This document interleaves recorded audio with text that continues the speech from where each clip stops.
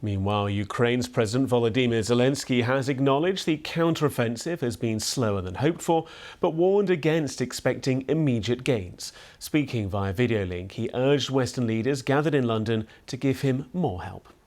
When we are talking about recovery, we are talking about millions of jobs, billions in corporate profits and trillions of GDPs, and not only for Ukraine, but for all our countries, mine and yours, countries that want and will live freely despite any predatory ambitions of various Putins whose brains are poisoned by dreams of war. Growth is always based on values, just as strong investments are preceded by trust, so the growth that we are preparing must be preceded by confidence that what has been rebuilt will not fall. And it's not about bricks, but about life in general. The world is abundant with ruins reminding us of the wars of the past. And politics in different regions, unfortunately, is abundant with sick ideas of hatred and resentment, which point to possible wars in the future.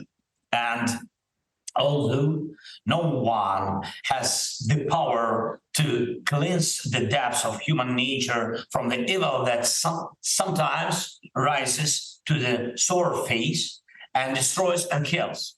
But you and I, and right now, we are able to protect life and overcome the ruins after the Russian aggression is such a way as to block the path for evil, meaning for any new aggressions.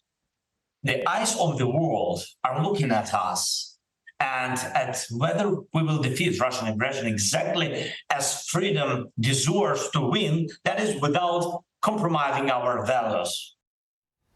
Meanwhile, the President of the European Commission, Ursula von der Leyen, praised Ukraine's bravery and emphasised continuing support for the country. Ukrainians are fighting not just for their sovereignty, but we've just heard it also for us, for our values, for our freedom, for our democracies. We can never match their sacrifice, but we can. And we do all stand united, coordinated, and resolute that Ukraine must win, will win, and has our support. Meanwhile, our diplomatic correspondent James Landell is also at the conference in London. It's very clear. This is one big pitch that's taking place in this building behind me for the future of Ukraine's economy. You've got the world leaders saying we've got to invest. You've got Zelensky saying please come and invest because we're a great prospect. And it's not just agriculture, but there's energy, there's high tech.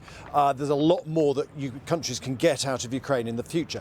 That's the overt pitch that's going on to the private sector, because they know that only the private sector is going to have the cash needed to rebuild Ukraine. The costs of reconstruction are well north of £300 billion and rising. No country can provide that kind of money, only the private sector. But the private sector has problems, and that's what they're trying to resolve today.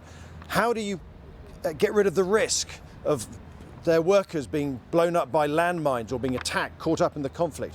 How do you get rid of the corruption? Business leaders are not going to invest in Ukraine unless they think it's less corrupt than it was before the war. Real concerns over that. And you've also got this broader question of whether or not, in the long term, it's a safe bet for all that investment. So those are the things they're trying to talk about at the moment. Technical stuff like risk insurance. How do you insure a company to go in and start rebuilding bridges and schools and roads, when at the moment the private insurance market won't give any cover because no one gives cover for war zones? How can you deal with things like that? So that's the technical side of things. The bigger thing is just the diplomatic symbolism of all this, and that's sending a signal to Moscow that the West remains committed to the long-term economic future of this of Ukraine.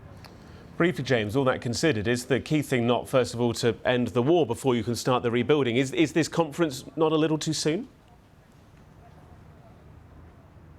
No, that's the point they're making. They're saying that if you wait until after the war, it's too late. because Ukraine's economy would be too feeble, too weak, would be too much at risk of collapsing. So you have to start now because it's such a long-term process.